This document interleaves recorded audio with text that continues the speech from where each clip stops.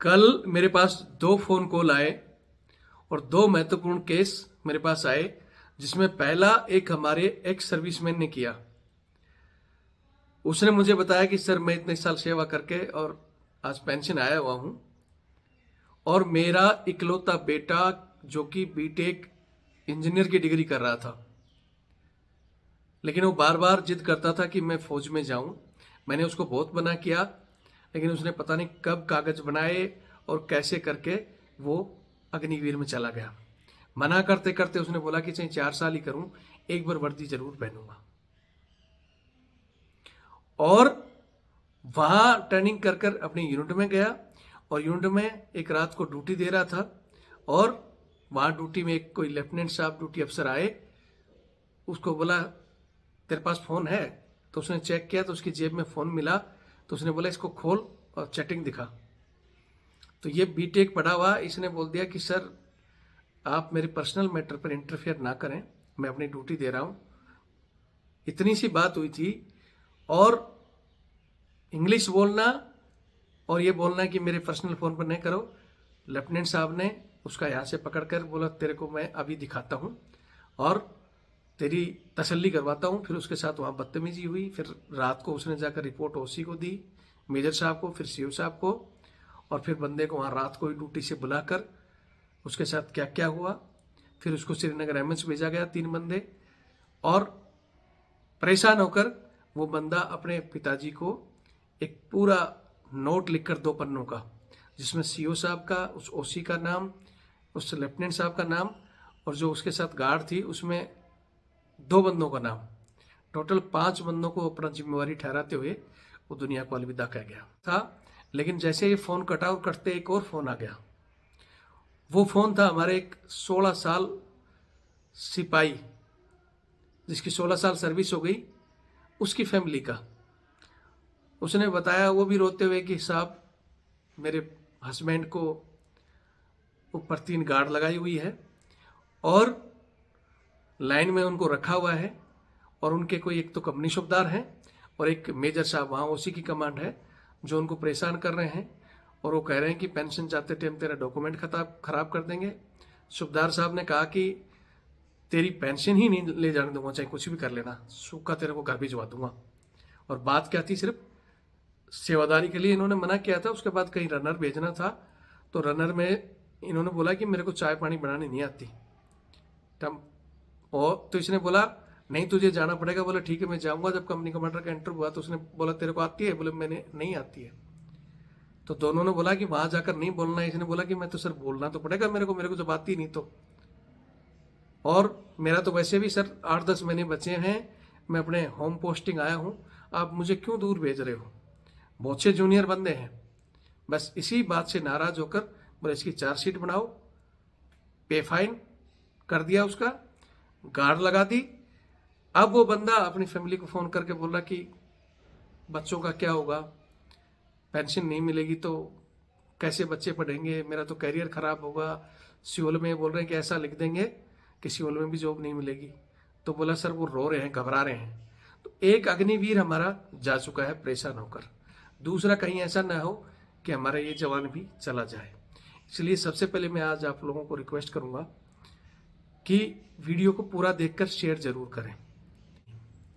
और एक चीज और कह रहा हूं, जब कभी किसी दिन आपके घर का बच्चा या आपके साथ इस तरह की घटना होगी, तब आपको समझ में आएगा, जैसे उस अग्निवीर के पिताजी कह रहे हैं कि रातों की नींद खराब हो गई है, सर मैं सो नहीं पा रहा हूं, सर आपका नाम सुना है, अब आप ही मुझे न्याय दिलाएं। वो उम्मीद लगाकर वो और दूसरे उस सिपाही की फैमिली ने विश्वास किया है कि रविंदर सर हमें न्याय दिलाओ। तो मैंने इनके मेजर साहब का और उसका सूबेदार साहब का नंबर मांगा है। ठीक है, नंबर मांगने के बाद में घटना क्या हुई है, क्या पूरी कहानी मैं इस वीडियो में सुना रहा हूं। आप लोगों से फिर कहूंगा कि वीडियो देखकर शेयर जरूर करें। और ये जो जनता हमारे पे विश्वास करके मेरे को जो कॉल करती है, कोशिश मैं भी करता हूं कि हम कितनी घटनाओं को रोकें। हो सकता है ऐसे 10 लोग 50 लोग मेरे को फोन कर देंगे तो मैं बात कर कर सोल्व भी कर देता हूं, लेकिन जैसे वो अग्निवीर के पिताजी और अग्निवीर हमारे तक पहुंच ही नहीं पाए और दुनिया ही छोड़ गए, उनका क्या होगा? मेरा वीडियो बनाने का मकसद और इस वीडियो को सब लोगों तक पहुंचने का काम आपका है, ताकि दोबारा इस तरह के जो हरामखोर गधे होते हैं ना, जिनको मैं गधा बोलूं या क्या बोलूं, कि छोटी सी चीज के लिए इतना इश्यू बना दिया कि एक जान ही चली जाए, वो घटनाएं रुक सकें, इसलिए हम वीडियो बनाते हैं, या इन घटनाओं के लिए हम कुछ बड़ा कर सकें, इसलिए बार बार आपको कहते हैं कि सपोर्ट करो। अगर आप सबका सपोर्ट मिलेगा, समर्थन मिलेगा और हम मजबूती से लड़ेंगे तो इन चीजों को रोक सकते हैं। लेकिन बस वीडियो देखना, जय हिंद लिखना ना, वीडियो को यहीं छोड़ देना, और फिर रविंदर सर का पूरा दोस्त, सर आपने क्या किया? तो रविंदर सर अपनी ताकत से बहुत गुना ज्यादा लड़ रहा है। मेरे को जितना सपोर्ट मिल रहा है, आप सब मिलकर मेरा सपोर्ट करो, सब हमारी टीम का हिस्सा बनो, तो इन चीजों को हम खत्म कर सकते हैं। तो आज मैं एक बार फिर कहूंगा, जिन लोगों को कुछ नहीं कर सकते हो तो वीडियो शेयर कर दिया करो। ये चैनल आपका है, इसकी संख्या बढ़ाओ, इसकी ताकत बढ़ाओ। और सबसे इंपॉर्टेंट, जब बात करते हैं कि भाई तन मन धन से सपोर्ट करो कुछ बड़ा करने के लिए, तो वीडियो को यहीं से छोड़ देते हैं वो लोग। वीडियो नहीं छोड़े, वीडियो देख कर शेयर जरूर करें। और जिसने हमारी टीम का हिस्सा बनकर इस लड़ाई में शामिल होकर कि सर हाँ हम तन मन धन से आपके साथ हैं, तो मेरा नंबर है 8290354513 8290354513। ये मेरा फोन पे और पेटीएम से जुड़ा हुआ है, और ये मेरा बार कोड। फिर कहता हूँ कि किसी दिन भगवान न करे कि आपके बच्चे या आपके परिवार के साथ इस तरह घटना घटे और फिर बोलो कि सर रातों की नींद खराब हो रही है। तो ये वक्त ना आए, इसलिए हमसे जुड़ो और चैनल को सपोर्ट करो और इस सिस्टम के खिलाफ हमें लड़ने में मजबूती प्रदान करो। जय हिंद, जय भारत, वंदे मातरम। मैं रविंद्र फौजी। साथियों, दो महत्वपूर्ण इंपोर्टेंट केस कल मेरे पास आए हैं, जिसमें पहले केस में एक जवान जो कि अग्निवीर था का मतलब आप समझ रहे होंगे, और जम्मू कश्मीर के अंदर ड्यूटी दे रहा था, और ड्यूटी के दौरान उसके पास एक मोबाइल फोन था। तो ड्यूटी अफसर पहुंचे और उसको बोला चेक करा, तो उसका मोबाइल उसके पास मिल गया। तो मोबाइल लेकर उसने बोला कि तेरी मोबाइल लेकर क्यों बैठा है? बोले साहब इमरजेंसी के लिए घर से फोन वगैरह आ जाए, इसलिए मोबाइल लेकर बैठा हूं। तो उसको बोला चेक करा और इसका लॉक खोल, तेरी चैट दिखा। तो बंदा थोड़ा सा पढ़ा लिखा था, उसने सिर्फ इतना बोल दिया, सर मैं कहा क्या बात कर रहा हूं, निजी मैं क्या करता हूं, इसमें आप इंटरफेयर ना करें, और मैं मोबाइल लॉक नहीं खोलूंगा, ठीक है, आपको बाकी जो करना है करें।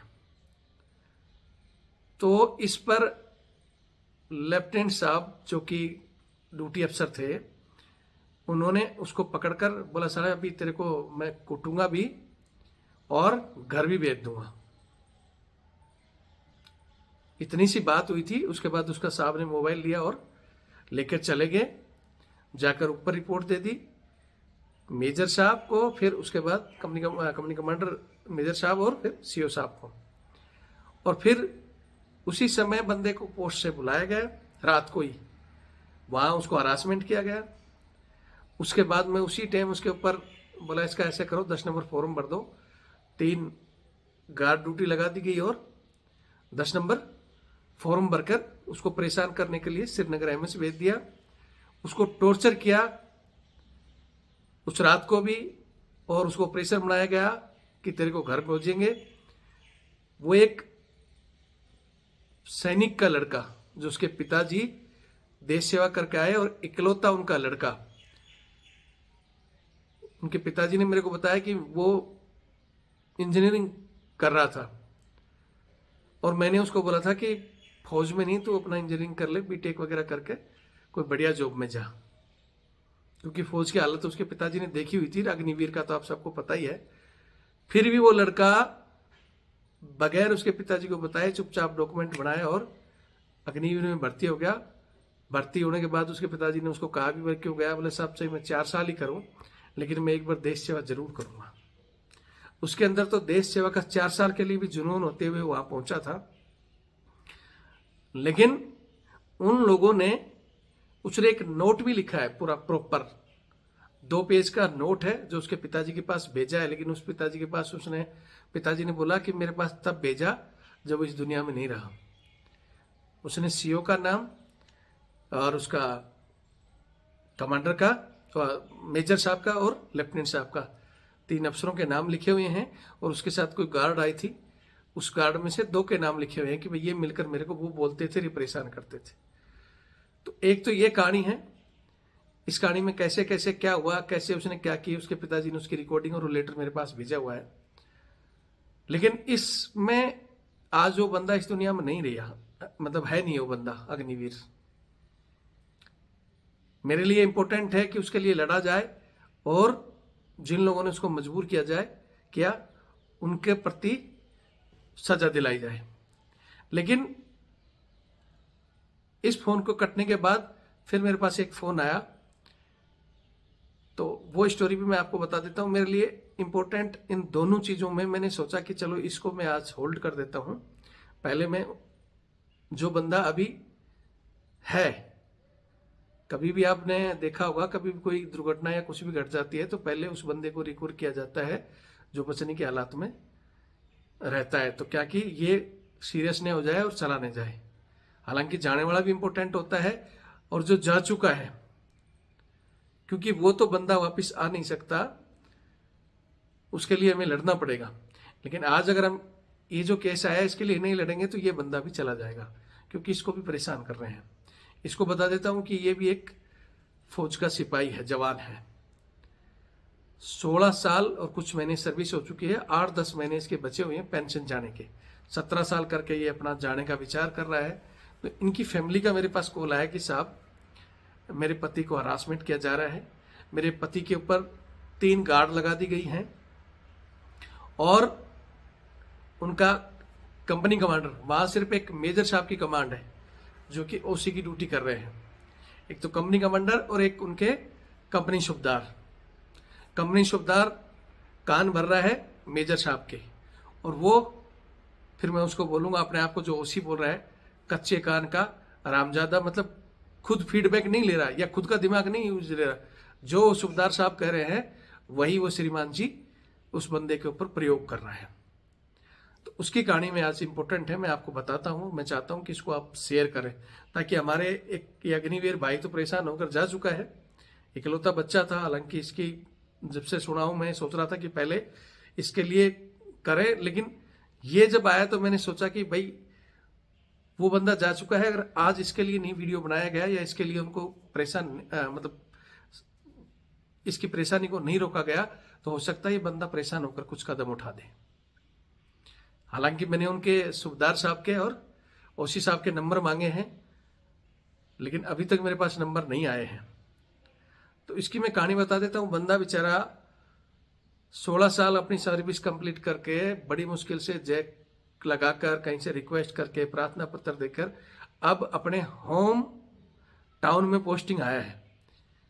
किसी से रिक्वेस्ट किया कि भाई मैं 17 साल सिपाही में मैंने जॉब किया है और लास्ट में मैं कम से कम मैं मेरे होम टाउन में जाऊं तो लास्ट सर्विस में वहां निकालूं और मेरे डॉक्यूमेंट वगैरह तैयार करके सही से घर चला जाऊं। तो ऐसी स्थिति में ये वहां पहुंचा है। लेकिन वहां ये मैंने बहुत जगह देखा है, चाहे वो मेरी खुद की रेजिमेंट रही हो या कहीं भी, मैं बाकी रेजिमेंटों में मैं बहुत टीडी भी गया हूं, अटैच भी रहे किसी न किसी काम के लिए। तो जब कोई बंदा दूसरी यूनिट से आ जाता है, फिट 4 आ जाता है तो भी ठीक है, या कोई कैटेगरी आ जाता है तो उसको एक अलग ही नजर से देखा जाता है, और वहां ज्यादातर नीचे वालों का रोल खतरनाक हो जाता है। हालांकि ये बंदा कैटेगरी नहीं है, लेकिन इस बंदे ने बताया कि इसके कमर में चोट भी लग गई थी अभी फिलहाल, लेकिन इसकी कोई रिपोर्ट नहीं है उस चीज की भी।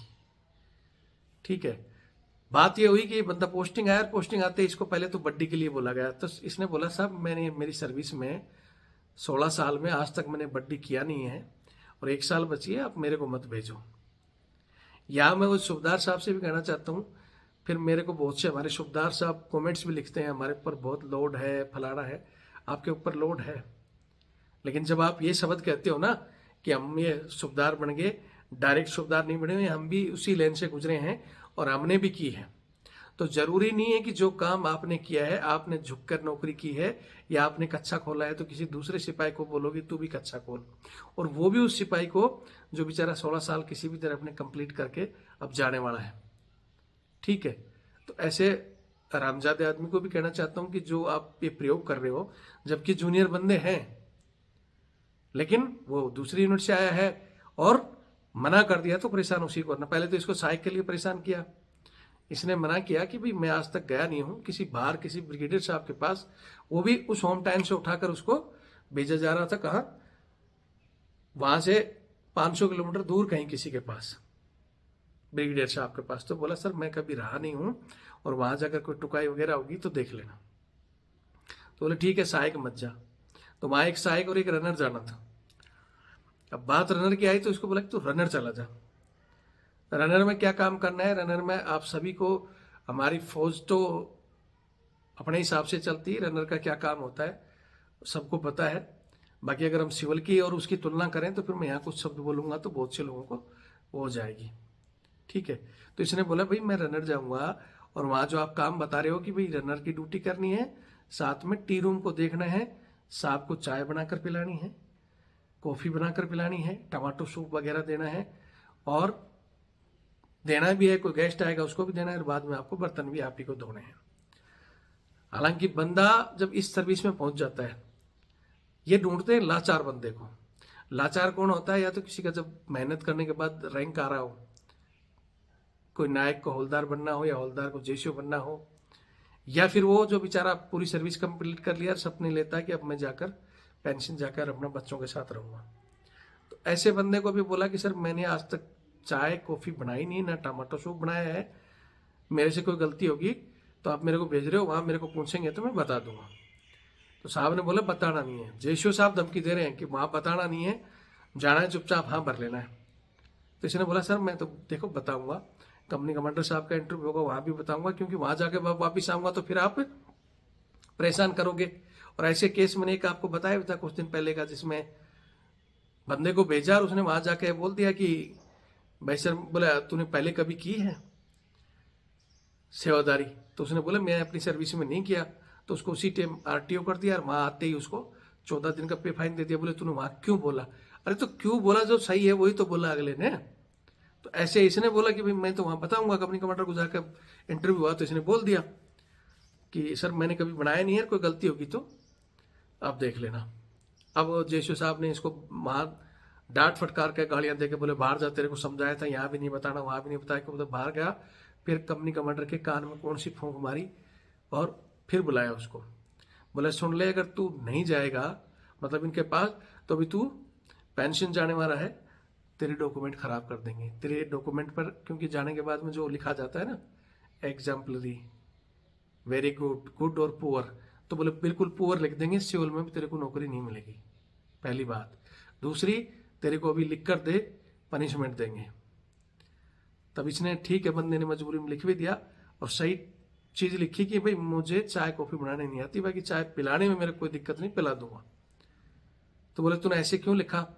फिर बोले तू ठीक है, इसको वहां नहीं, इसको मेरा यहाँ रनर लगा दो। वो मतलब साहब करवाना इसी से है, उस मेजर साहब के पास। साहब बोले आपका रनर इसको लगा देता हूँ और आप वाले को वहां भेज देता हूँ।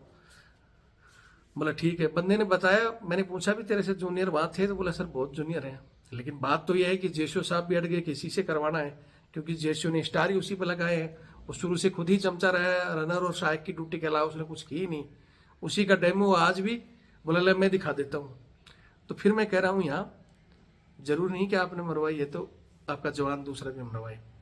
ऐसे जिनको क्योंकि सुबदार है अभी, उसको ऑनरी दिख रही है, चाहे आज भी अच्छा खोल देगा, तो ऐसे आदमी के लिए मैं हमेशा बोलता हूँ। ठीक है, अभी उसने बंदे ने बोला ठीक है सर, मैं तो साहब आपको भी तो चाय पानी पकड़ा रहा हूँ, तो इनको भी पकड़ा दूंगा, मेरे कोई दिक्कत नहीं, लेकिन मैं बनानी नहीं आती और बनाऊंगा नहीं। बोले ऐसे नहीं मानेगा। बोले कल इसको मार्चअप पे ले आओ, मार्चअप करके, और बोले इसको 3 दिन का पे फाइन दे दिया। बंदे ने मेरे को बताया, मैं बोला साइन मत करना, कोई आएगी तो बोलना मैं भी कोर्ट के लिए जाऊंगा और जो होगी मेरे से होगा। अब उसको डरा रहे हैं कि तू साइन नहीं करेगा तो तेरे को और पनिशमेंट दे देंगे और नौकरी खराब कर देंगे, ऐसा कागजों में लिख देंगे। ये जेसीओ साहब करेंगे, ऐसा कागजों में लिख देंगे कि तेरे को पेंशन नहीं मिलेगी और ये फलाना टिकड़ा। बंदे ने मेरे को बताया सर ऐसा ऐसा हो रहा है, मेरा पे फाइन तो मतलब कर ही दिया था, सिर्फ साइन नहीं हुआ था। तो मैं बोले साइन करना भी नहीं, और मेरे ऊपर गार्ड लगा रखी, लाइन में मेरे को रखा हुआ है। तो बंदे की जो सिचुएशन है उसमें जो बंदे की फैमिली ने, हालांकि जो ये ट्रांसफर होकर मेरी घूमकर बातें वहां से आ रही है, जो फैमिली बता रही है कि सर वो कह रहे हैं कि मेरी पेंशन नहीं मिली तो क्या होगा, बच्चों का क्या होगा, तो टेंशन में है। ऐसी टेंशन में आदमी सोचता है कि साला अगर मैं खराब कर दी, पेंशन नहीं मिली तो मेरे बच्चों का क्या होगा, कुछ उल्टा कर बैठेगा, तो उसके जिम्मेवार कौन होंगे, पहली बात तो। हालांकि मैंने कहा कि उनको बोलो कि मेरे को उनके नंबर दे दो और आप अपनी फैमिली से बात कराओ, ज़्यादा दिक्कत आती तो आवा में लेटर लिखो और बोलो कुछ भी नहीं होता है, वो नहीं करने देते हैं तो फिर मैं अपना कहीं भी बात करके वकील से आपकी तरफ से हम केस पुटअप करेंगे। जब बंदे ने ये चीज़ें बोली हैं तो अभी वो थोड़ा सा ठंडा हुए हैं, साइन नहीं कराए हैं, ठंडा हो गए हैं और बोला ठीक है इसको साइड में नौकरी कराओ, लेकिन सजा तो यार अभी एक बार होगी तो हम कैंसिल नहीं कर सकते, और तू लेटर मत लिखा, केस मत कर, और आगे से हम देख लेंगे।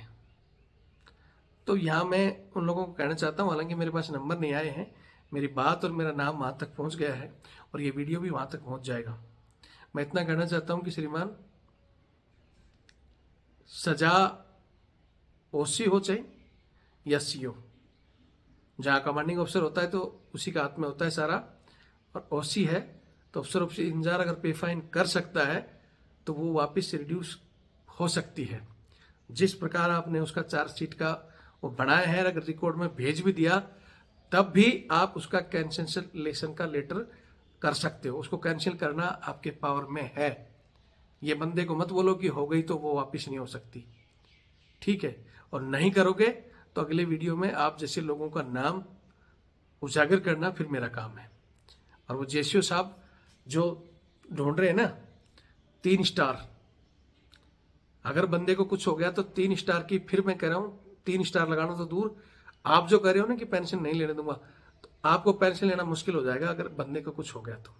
जैसे एक अग्निवीर का हो गया है, इसकी कोर्ट ऑफ इंक्वायरी मैंने बताया था जो चल रही है, उसका मैं नेक्स्ट वीडियो में बताऊंगा कि क्या क्या कहानी हो रही है, ठीक है। यहाँ मैं आप लोगों को इतना ही कहना चाहता हूँ कि इसको शेयर करें ताकि ऐसे घटिया लोग, मैं मानता हूं कि ठीक है फौज की बहुत सी ड्यूटी ऐसी हैं जो जरूरी है, बहुत सी जगह ये रनर वगैरह की ड्यूटी को लगभग आर्मी से खत्म कर दिया गया है, लेकिन फिर भी कई जगह चूतिया प्रथी के लिए ये जो घटिया चीजें हैं ना, जो किसी का कोई काम नहीं है फिर भी चल रही हैं, और ये बंद होनी चाहिए।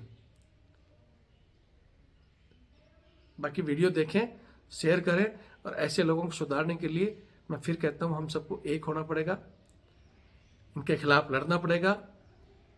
जब सेनाध्यक्ष कोई भी आता है नया, उस समय घोषणा भी कर देते हैं ट्रेन नहीं दिखाएंगे, जवान वेटरगिरी नहीं करेंगे, कुत्ते नहीं घुमाएंगे, लेकिन आज भी ये सब चीज़ें जारी हैं। तो इसके लिए बड़ी लड़ाई लड़नी पड़ेगी। बड़ी लड़ाई के लिए जब हम बोलते हैं आप तन मन धन से साथ करो, चैनल से जुड़ो, चैनल को बढ़ाओ, हमें सपोर्ट करो, तो लोग वीडियो यहीं से छोड़ देते हैं। तो वो आप लोगों की मर्जी है, जिसे वीडियो छोड़ना है छोड़ना, जिसे नहीं छोड़ना, जो चाहता है कि हाँ सर हम आपकी टीम में रहेंगे, इस सिस्टम के खिलाफ लड़ेंगे और आपके साथ हैं, तो चैनल से जुड़े। और ये मेरा नंबर 8290354513 82903545 13, ये मेरा फ़ोन पे और पेटीएम से जुड़ा हुआ है। आप हमारा सपोर्ट करोगे तो हम बड़ा कुछ करेंगे, नहीं तो चैनल के जरिए ये वीडियो डाल के और फ़ोन से जितना हमसे होता है ऐसे लोगों को हम सेट जरूर कर देते हैं। लेकिन 1 केस 10 केस 20 केस हम सेट कर देंगे। कुछ ऐसे हैं जो बताते नहीं, डर जाते हैं और डर कर कुछ गलत कदम कर लेते हैं, फिर वो वहां जाने के बाद वापस लाना हमारे बस के में नहीं है। या इन लोगों का केस कोर्ट में डाल देते हैं, फिर हिंदुस्तान के कोर्ट का सिस्टम भी वो उस गति से चलता है जो जिस गति से सूरज के चक्कर लगा रही है ना पृथ्वी, लाखों साल लग जाते हैं, उसी तरह हमारे कोर्ट का सिस्टम भी इतना स्लो चल रहा है कि न्याय में पता नहीं न्याय में कितना टाइम लग जाता है, और फिर वो कागजों में दम टूट जाती है वो चीज़ें, और फिर दूसरी घटना हो जाती है। तो उन दूसरी घटनाओं को रोकने के लिए, जनता को अवेयरनेस के लिए और आपको आपके अधिकारों के लिए कि हाँ आप ड्यूटी पर रहते भी केस में जा सकते हो, कर सकते हो, उसलिए हम वीडियो बनाते हैं। और इसीलिए बार बार आपसे बोलते हैं कि वीडियो शेयर करो, चैनल से जुड़ो। लेकिन आपको भी पहले ओआरओपी, एमएसपी, अब पे कमीशन, साल भर बस उसी में रहोगे, इन चीज़ों को ध्यान दोगे नहीं। लेकिन जिस समय